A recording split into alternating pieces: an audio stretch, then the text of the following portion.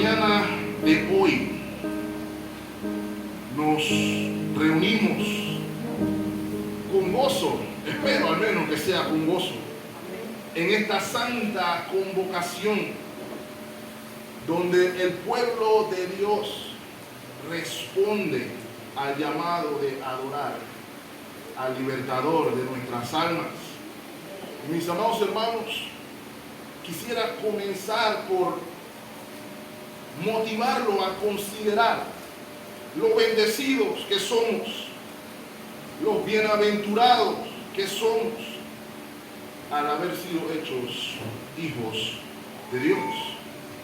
Y por tal razón, mis amados hermanos, vamos a continuar hoy, digámoslo así, vamos a cerrar hoy nuestra reflexión de Adviento. Y la razón, como ya he mencionado semanas atrás, por la que hicimos esta pausa, digamos así, de nuestra programación original, es por motivo doble. El primero es que es fácil entrar en la vorágine de fin de año, las graduaciones, las celebraciones del Día de la Madre, todo lo que trae la celebración de fin de año, la celebración de Navidad. Y es fácil, mis amados hermanos, olvidar el motivo de la celebración. Y algunos dirán, ¿no? Todos los años hay un 25 de diciembre. Pero lo que nos enseña la Escritura es que el pueblo de Dios es proclive a olvidar. ¿Cuántas veces hemos visto en las Escrituras el mandato al pueblo de Dios a recuerden, acuérdense?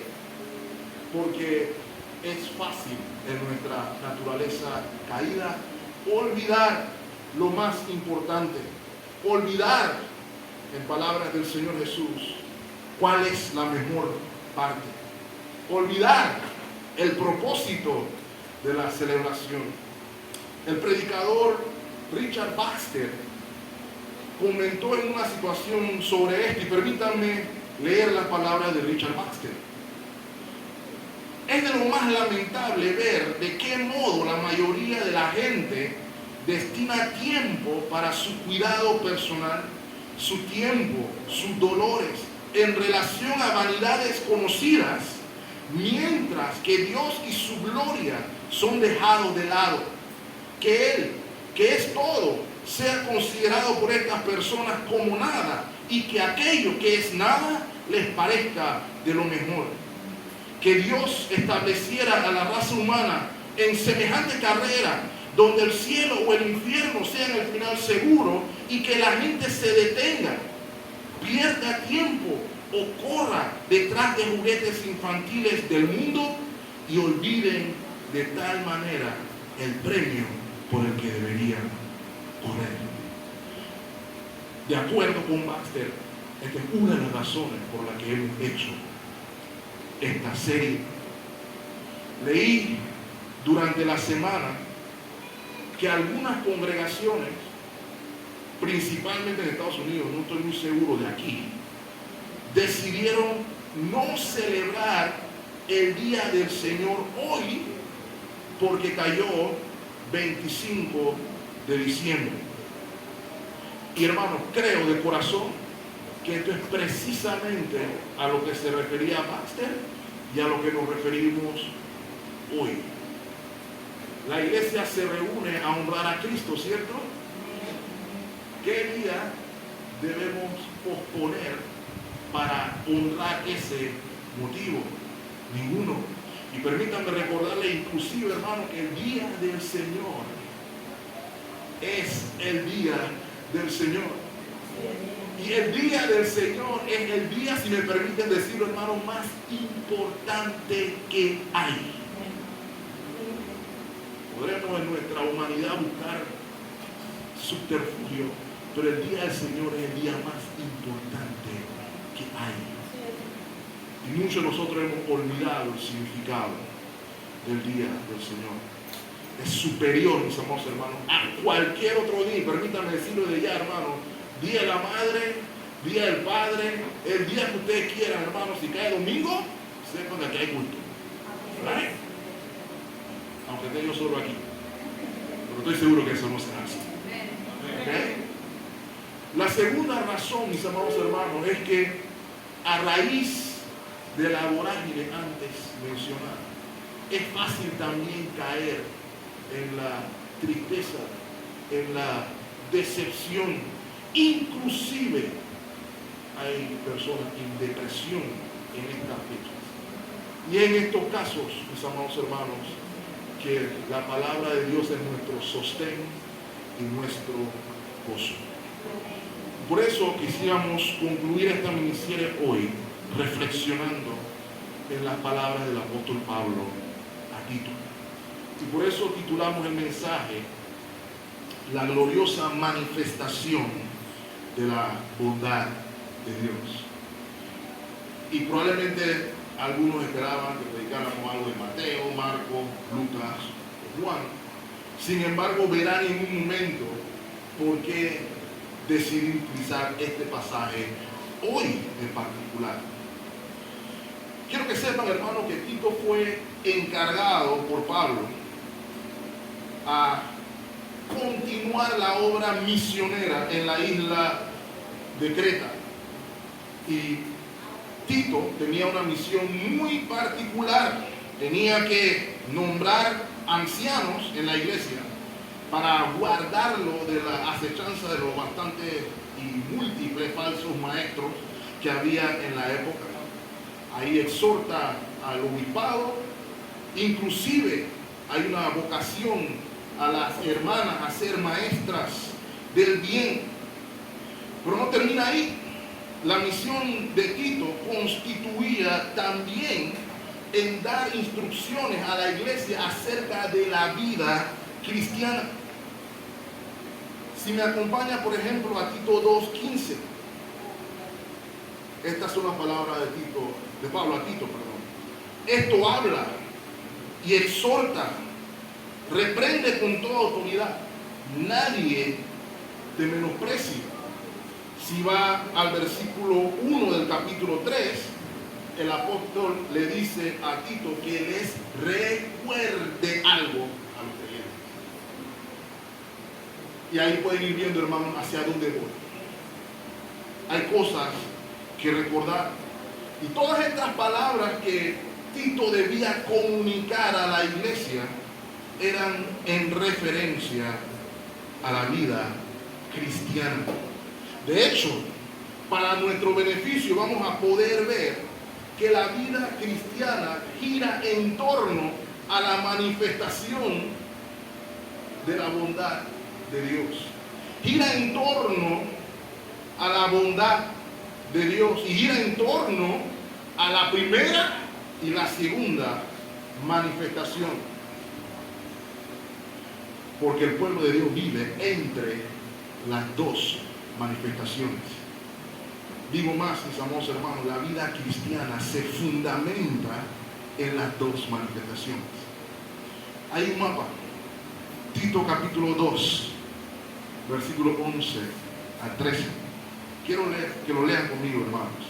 Y si usted pudiera agarrar ese pasaje y tirarlo en una hoja en blanca, tendría un mapa de lo que es la vida cristiana. Miren lo que dice el verso 11. Porque la gracia de Dios se ha manifestado para salvación de todos los hombres. ¿Okay? Aquí está la primera manifestación. Luego, versículo 12.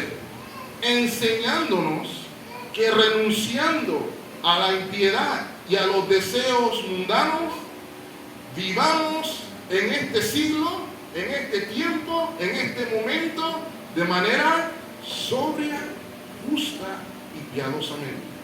En virtud de la primera manifestación, hay que vivir de una manera hasta la segunda manifestación. ¿Lo ven ahí el versículo 13? Aguardando la esperanza bienaventurada y la, ¿lo ven ahí? Manifestación gloriosa de nuestro gran Dios y Salvador Jesucristo. este es el mensaje que he querido traer a la iglesia esta semana.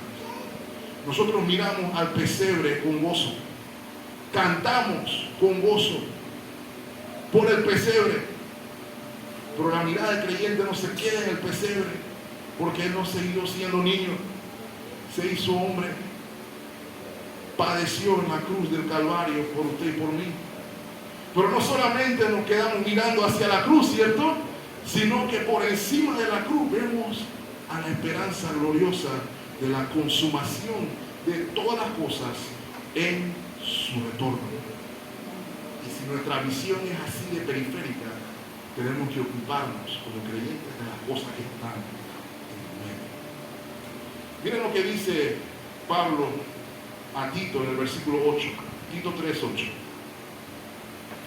Palabra fiel es esta, y en estas cosas quiero que insistas levemente, dice el apóstol, ¿no?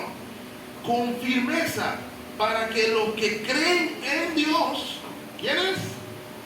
Los que creen en Dios, procuren ¿qué cosa, hermanos? Ocuparse en buenas obras. Estas cosas son buenas y útiles a los hombres. Todo esto en virtud de la manifestación gloriosa de la bondad de Dios. Y por eso, hermanos, quiero enfocarnos en tres cosas en la mañana de hoy. La primera, desde luego, la manifestación gloriosa de la bondad de Dios, que es lo que da origen a todo, en el versículo 4. En segunda instancia, la obra realizada en la manifestación gloriosa de la bondad de Dios, en los versos 5 y 6, y concluir hablando acerca del resultado de la manifestación gloriosa de la bondad de Dios en el versículo 7. Luego, breves puntos de aplicación para concluir. Sin más preámbulo, hermanos, hablemos de la manifestación gloriosa de la bondad de Dios.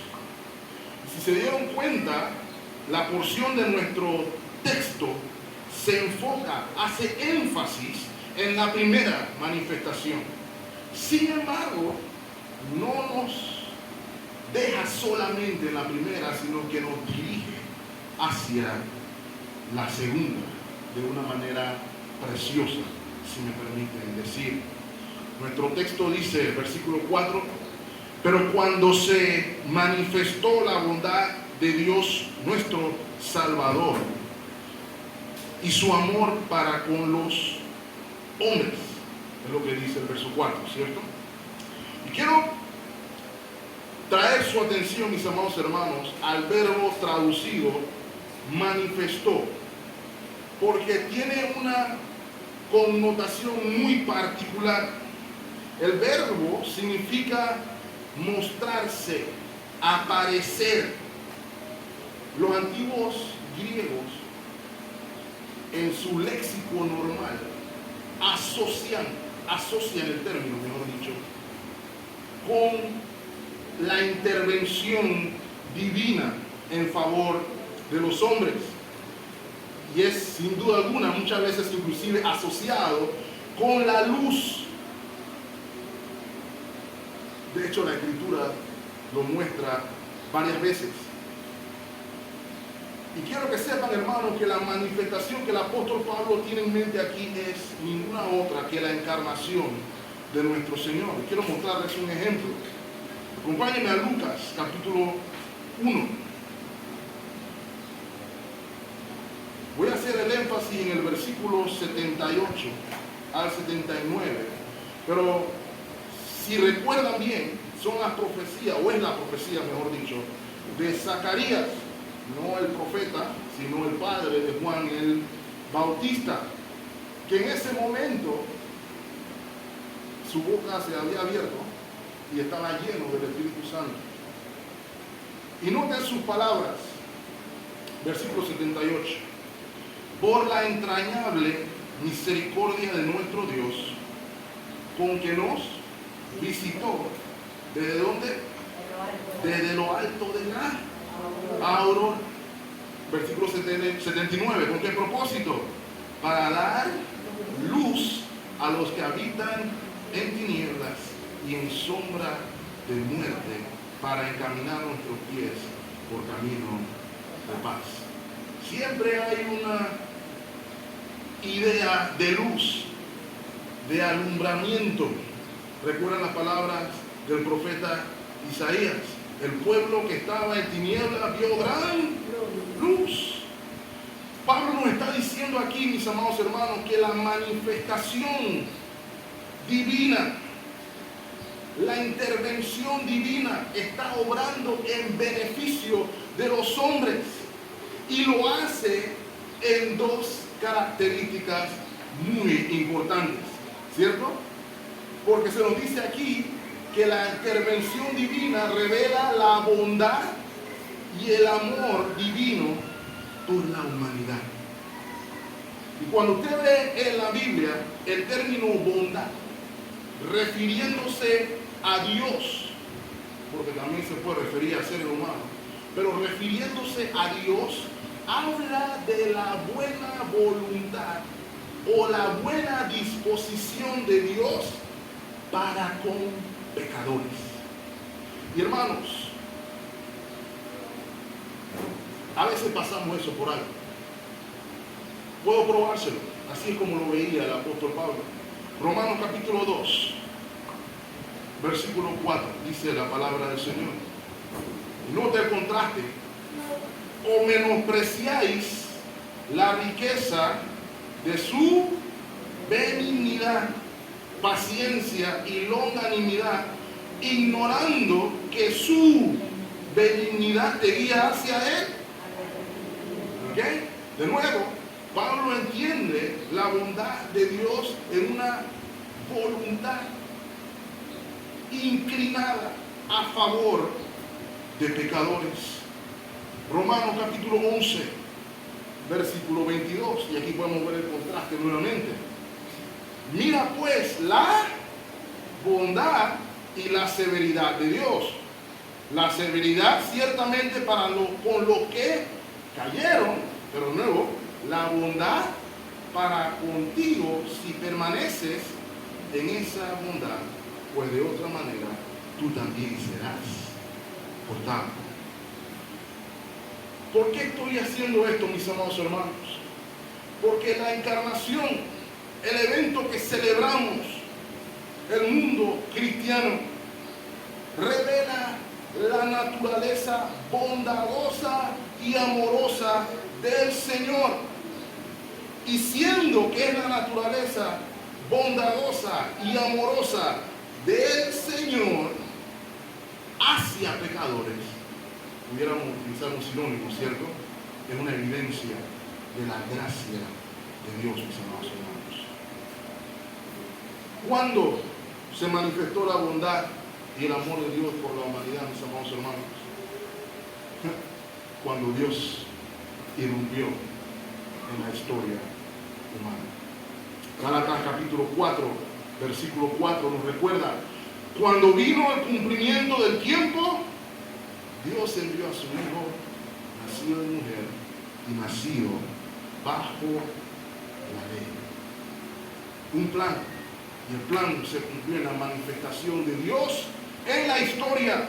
Dios con nosotros, cuando el Verbo se hizo carne, ¿cierto? Juan 1:14 nos lo recuerda, ¿no?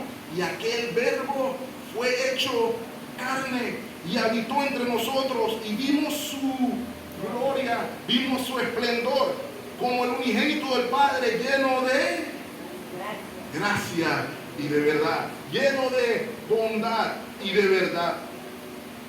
Mis amados hermanos, la encarnación no solamente es una maravilla natural. El famoso pastor J. Packer lo puso de manera en que podamos entender que la encarnación más bien es una maravilla de la gracia. Y quiero que entiendan, hermanos, que este glorioso misterio para algunos es motivo de sorna, para algunos es motivo de difamación, pero para los que han sido lavados por la sangre del Cordero es motivo de adoración. Por eso, hermanos, nosotros debemos unirnos al coro celeste, no solamente el 25 de diciembre, sino todos los días del año, y cantar gloria a Dios en las alturas. Y note, y en la tierra paz, buena voluntad. Esa buena voluntad es de Dios para con los hombres. Y hermanos, eso es una buena noticia. Eso es una buena noticia. Y la razón por la cual lo es, lo vemos entonces a partir del versículo 5 de nuestro texto, porque ahí se nos muestra la obra realizada en la manifestación gloriosa de la bondad de Dios. Y la manera en la que lo pone Pablo aquí son en palabras cortas, pero muy poderosas. Las palabras iniciales del verso 5, ¿cierto? Dos palabras, nos salvó. ¿Okay? La manifestación gloriosa tenía un propósito específico. Sucedió en el tiempo específico, bajo las circunstancias específicas, no por capricho, sino por un meticuloso plan desde antes de la fundación del mundo. Y el propósito del plan es que la segunda persona de la Trinidad iba a redimir un pueblo para sí. Miren lo que dice el versículo 11 del capítulo 2. Tito lo tenía que recordar a la iglesia, yo quiero recordárselo al templo bautista de Colón hoy. Tito 2:11, porque la gracia de Dios se ha manifestado para salvación de todos los hombres. Segunda de Timoteo 1:10, otro de los jóvenes pastores bajo el cuidado del apóstol Pablo. Noten cómo se repite nuestra frase lema hoy, ¿cierto?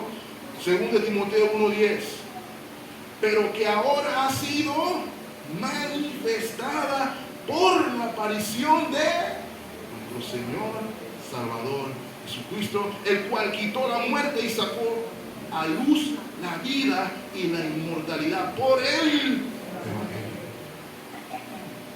Piénselo por un momento, hermanos.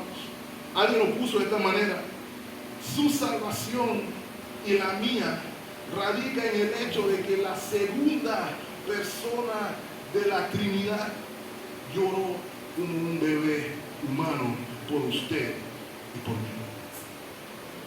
El propósito, mis amados hermanos, de la encarnación fue de salvarnos de la ira de Dios por el pecado. Algunos piensan que somos salvos de Satanás. No, somos salvos de la ira de Dios por el pecado. El motivo de la encarnación, una reencarnación sería un problema muy grave si lo dijéramos así. El propósito de la encarnación es el de reconciliarnos con Dios. Y la única manera de hacerlo era como se hizo. ¿Saben por qué? Noten el versículo 4 de nuestro texto. Comienza con una conjunción adversativa, pero. Ese pero nos dice que lo que sigue después es un contraste de lo que pasó antes. Y lea conmigo el versículo 3 de Tito 3:3. Porque nosotros también éramos en otro tiempo amables luces de virtud y amor, es lo que dice su texto bíblico, hermano. ¿Lo ven ahí? Porque nosotros también éramos en otro tiempo insensatos, rebeldes, extraviados, esclavos de concupiscencia y deleites diversos, viviendo en malicia y envidia, y no, hermano, aborrecibles y aborreciendo unos a otros. Y de paso quiero decirle, hermano, este es parte del problema por qué nuestra predicación evangelística es ineficaz, porque nosotros no le estamos diciendo a la gente eso. No le estamos diciendo a la gente: no, tú eres especial y Cristo tiene un maravilloso plan para ti. Tú eres perfecto. Dios no puede vivir sin ti. Dios te necesita. Eso es lo que muchos de nosotros estamos diciendo, pero la Escritura revela que el problema era otro y nos incluye a nosotros mismos. ¿Saben qué? Que usted fue aborrecible. Esa es la condición del hombre caído. Esa es una breve descripción, no extensiva, de la humanidad caída por causa del pecado. Pero es por eso, mis amados hermanos, que solamente podía haber un Salvador. Y ese Salvador tenía que ser verdaderamente Dios y verdaderamente hombre. No había otra manera. Acompáñenme nuevamente a Gálatas 4:4.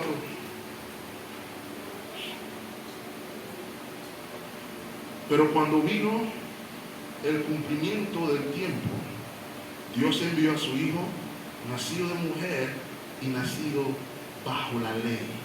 Esa palabra bajo la ley es muy importante, hermano. Lea en el versículo 5. Para que redimiese a los que estaban bajo la ley, a fin de que recibiésemos la adopción de hijos. Aquí se está refiriendo a algunos de los oficios del Mesías, del Cristo.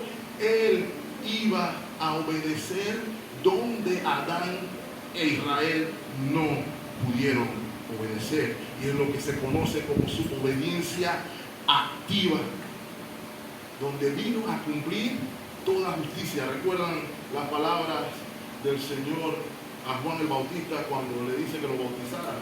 Juan estaba escandalizado. Señor, ¿cómo tú me vas a pedir a mí? Y él respondió: es necesario que se cumpla toda justicia. Justicia que Adán no pudo cumplir. Justicia que casualmente, digámoslo así, no voy a retirarlo, no casualmente, muy bien planeado, iba a permitir la obediencia pasiva del Señor. ¿Cuál es la obediencia pasiva del Señor?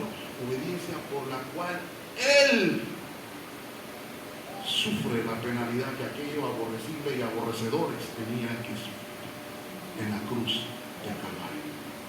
¿Saben algo más, hermanos? Tenía que ser Dios, porque ningún hombre iba a tolerar la poca de la ira de Dios hasta el final. De modo que la única manera, un cordero sin mancha. ¿Okay? Levítico, Éxodo apuntan a la realidad celestial de la redención. Se necesitaba un cordero sin pecado. Ninguno de ustedes ni yo podíamos satisfacer la ira de Dios porque estábamos todos manchados por el pecado. Pero la profecía era que la niña, la virgen, concebirá y dará a luz un hijo y llamará su nombre Emmanuel, que traducido es Dios con nosotros. Y a veces decimos que el nacimiento virginal no es importante, pero es importante porque significa que el Mesías vino sin pecado. Y como vino sin pecado, sin la mancha del pecado, era el cordero sin mancha perfecto para cargar su pecado. Todos nos descarriamos como él, cada uno por su camino. Pero Jehová, note, Jehová puso sobre él nuestra iniquidad. Y hermano, lo hizo voluntariamente. Lo hizo voluntariamente, lo dijo en su palabra, ¿cierto? Nadie me quita la vida. Yo la pongo y yo la puedo volver a tomar. Por usted y por mí, mis amados hermanos. Solamente Él lo puede hacer. Por eso Hechos capítulo 4 versículo 12 dice: en ningún otro hay salvación, porque no hay otro nombre bajo el cielo dado a los hombres en que podamos ser salvos. No lo hay, mi amado hermano.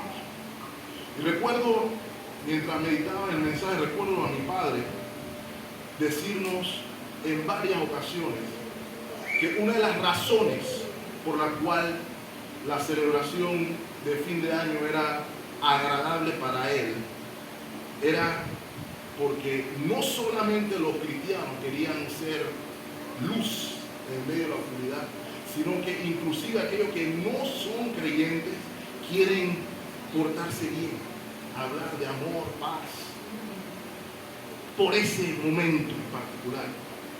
Y hermanos, esas palabras de mi padre precisamente me recuerdan el hecho que esta conducta ratifica el principio. La humanidad reconoce que hay un problema que tratan de una manera muy superficial, si me permiten decir, de resolver una vez al año. Pero la realidad es, mis amados hermanos, es que la norma es que seamos aborrecibles y aborrecernos los unos a los otros. Voy a ponerle un ejemplo. Lo vi ayer, me pareció curioso. El presidente de los Estados Unidos lanza un tuit. Muchos presidentes hacen tuit navideños. De hecho, el tuit de nuestro presidente fue bastante criptológico. Pero noten lo que dice el presidente de los Estados Unidos. Esto fue ayer, Nochebuena. Hay una cierta quietud en el centro de la historia de la Navidad. Una noche silenciosa, cuando todo el mundo se queda en silencio. Y todo el clamor y todo lo que nos divide se desvanece en la quietud de una tarde de invierno. Y dice el presidente para terminar, os deseo esa paz en esta noche. ¿Saben qué significa eso, hermanos? Lo que muchos encuentran como una paz moral. Hay una sensación de moralismo en esta época. Tenemos que portarnos bien, tenemos que ayudar al prójimo. El resto del año vamos a ver qué pasa, pero este día en particular tenemos que ser buenos, tenemos que demostrar que somos la humanidad. Eso no es el tema de la vida. Otros dicen, es el momento de encontrar paz interior, paz con uno mismo. Nos sentimos espirituales en la meditación en estos días de tranquilidad. Si tuviéramos chimenea, tendríamos la chimenea prendida, estaríamos viendo el fuego arder. No hay ni una ni la otra. Saben, hermanos, que habrá mucha gente que tiene paz consigo mismo, que va a arder en el infierno, en paz consigo mismo. Habrá muchas personas que se portaron bien el 25 de diciembre, pero el Señor dirá, nunca os conocí. Porque, mis amados hermanos, el propósito de la fecha fue dado en Mateo 1:21, ¿cierto?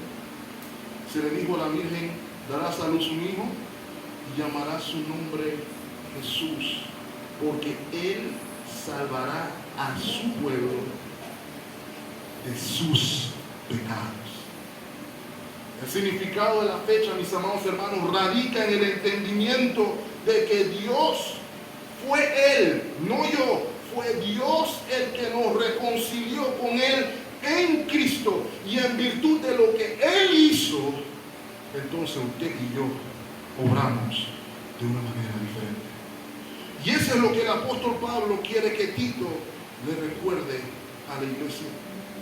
Es Él el que debe ser exaltado, es Él el que debe ser elevado. Miren lo que dice el versículo 5 de nuestro texto: nos salvó no por obra de justicia que nosotros hubiéramos hecho, sino por su misericordia, por el lavamiento de la regeneración y por la renovación en el Espíritu Santo. Se requirió una obra extensiva en usted y en mí. No es usted mismo, pero mejor, es una nueva criatura, un nuevo corazón que es posible por la obra del Cordero inmolado. Y después, de hecho, nos muestra este pasaje como muchos de nosotros a veces no entendemos el Evangelio, ¿cierto? Mira lo que dice el texto: no por obras de justicia que nosotros hubiéramos hecho. Pues yo recuerdo que cuando vemos los programas navideños en la televisión y cuando algunos padres hablan con sus hijos, les dicen: Santa Claus, si es de los Santas, si Santa Claus te va a traer un regalo si eres bueno todo el año. Santa te va a traer un regalo. Para los que no quieren a Santa, dicen: si te portas bien todo el año, el niño te va a traer un regalo. Hermano, eso no es el Evangelio. Eso no es el Evangelio. El Evangelio es que, siendo aún pecadores, Cristo murió por nosotros. Y es nuestro deber enseñarle a nuestros hijos, no importa la edad, a pesar de estar recibiendo la gracia de Dios, a pesar de estar recibiendo lo que está recibiendo, si realmente queremos modelar el Evangelio. Pero es algo que debemos recordar nosotros, porque aún los adultos pensamos que tenemos que ganarnos nuestra salvación haciendo tal o cual cosa. Yo no me pagué ningún domingo, pastor. Ninguno. No me salté un día la ofrenda.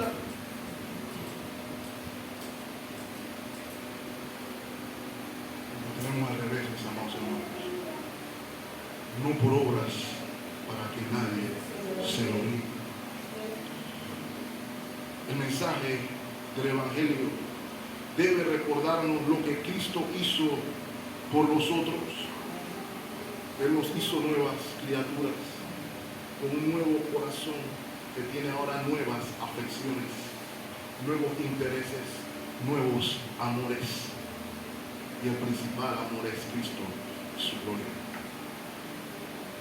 Eso es lo que celebramos, hermanos. Éramos aborrecibles y aborrecedores, pero en Cristo somos amados y añorados. Nota el versículo 6, ¿cómo lo hizo? El cual derramó en nosotros abundantemente por Jesucristo nuestro Salvador, en referencia, mis amados hermanos, al Espíritu Santo. Y esto nos enseña a todos que así como Cristo vivió en el poder del Espíritu, usted y yo vivimos nuestra vida cristiana en el poder del Espíritu Santo. ¿Y cómo lo derramó, hermanos? Escasamente, dice el texto. No, abundante. Eso es lo que estamos celebrando hoy, mis amados hermanos. Dios por nosotros y Dios en nosotros. Dice Richard Sives lo siguiente: la gracia le concede al cristiano su forma y su ser, su obra y su labor, porque todas las obras surgen del ser interior y la forma de las cosas. Por la gracia somos lo que somos en la justificación y obramos lo que obramos en la santificación. Todo resultado, mis amados hermanos, de que la bondad de Dios se manifestó de manera gloriosa en su favor y en él. Lo que me lleva al tercer punto: ¿cuál es entonces el resultado de la manifestación gloriosa de la bondad de Dios? Eso lo vemos en el versículo 7. Dice el texto: para que justificados por su gracia viniésemos a ser, ¿qué cosa? Herederos conforme a la esperanza de la vida eterna. Y aquí es donde Pablo le dice a Tito que apunte a la iglesia hacia la esperanza de la segunda manifestación.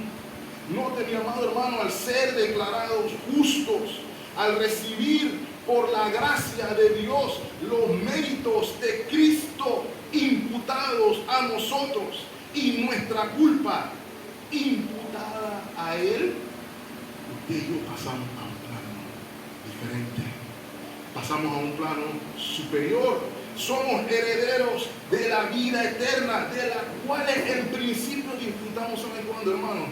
Ya. La vida eterna comienza ya.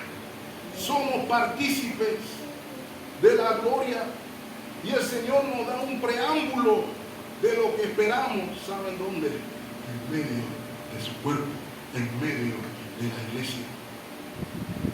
Pero no termina ahí, ¿cierto? Porque aguardamos a la consumación de todas las cosas. Aguardamos su segunda manifestación. ¿Saben por qué, hermanos? Lo que probamos aquí, digámoslo así con la punta de la lengua, vamos a disfrutar en plenitud en su retorno. Gozaremos, mis amados hermanos, la plenitud de la comunión con Dios. Ya saben, hermanos, no solamente libres del poder del pecado, sino que en total y absoluta ausencia del pecado. ¿Se puede imaginar eso por un momento, hermano? La sociedad en la que vivimos nos hace pensar que eso no es nada interesante. Pero piénselo por un momento. Vivir libre de pecado para siempre, jamás. Ya no lucha, ya no tentación, ya no pelea, sino que todas las cosas serán hechas nuevas. Vamos a disfrutar de la plenitud completa y lo veremos tal como Él es. Y hermanos, ¿por qué lo podemos decir con certeza y confianza? Porque la primera promesa se cumplió. La primera manifestación se hizo realidad, y si Él cumplió su primera promesa, va a cumplir también la segunda. Y por eso el Adviento es un momento de regocijo en las promesas cumplidas y en las promesas por cumplir. Oh, mis amados hermanos, es mi oración que podamos vivir, como Pablo le dice a Tito, entre las dos manifestaciones, gozosos por la primera y gozosos y expectantes por la segunda. Quisiera cerrar con algunos puntos de aplicación. El primero, hermano, es que el creyente tiene que tener un corazón henchido de alabanza. Nosotros debemos dar gloria a Dios por su bondad y su amor manifestado en la manifestación gloriosa, porque hemos sido partícipes del favor de Dios. Ese favor, mis amados hermanos, debe recordarnos y debe sustentarnos en la vida cristiana. ¿Sabe por qué? Porque en el momento que usted se sienta solo, usted debe recordar: Dios es bueno y me ama. En el momento que usted se siente triste porque alguien lo traicionó o alguien le falló, usted puede recordar: Dios es bueno y me ama. Cuando estoy luchando en tentación, debo recordar: Dios fue bueno conmigo y me amó y me sacó de la inmundicia para no seguir en inmundicia, porque Él es bueno y me ama. Cuando hay días de dificultad, debemos recordar: Dios es bueno y me ama. Porque la bondad del Señor se manifestó en medio de la oscuridad. Dios es bueno y nos ama. También, mis amados hermanos, discúlpenme, celebramos la naturaleza bondadosa y amorosa del Señor, pero no debemos olvidar que al celebrar debemos de meditar en que la bondad de Dios es un atributo comunicable, y que así como Él fue bondadoso con nosotros, nosotros debemos manifestar esa bondad con otros. De hecho, ese es un fruto del Espíritu, ¿cierto? Mas el fruto del Espíritu es amor, gozo, paz, benignidad. ¿Ven hacia dónde voy, hermano? La bondad es un atributo comunicable. dice el apóstol, sed benignos los unos con los otros. Hemos de manifestar el ejemplo glorioso de Cristo los unos con los otros en el poder del Espíritu Santo. Éramos aborrecibles y aborrecedores, pero ahora en Cristo amamos aún a los que nos aborrecen, ¿cierto? Amamos a nuestros enemigos en Cristo, en evidencia de la bondad del Señor. Lo último que quiero mencionar, mis amados hermanos, es que la encarnación nos enseña a modelar el ejemplo de Cristo. Filipenses capítulo 2, versículo 5, dice el apóstol, haya pues en vosotros este sentir que hubo también en Cristo Jesús. De modo, el apóstol está diciéndole a la iglesia, ustedes tienen que hacer lo mismo que hizo Cristo. ¿Y a qué se refiere el apóstol cuando dice eso? A la encarnación.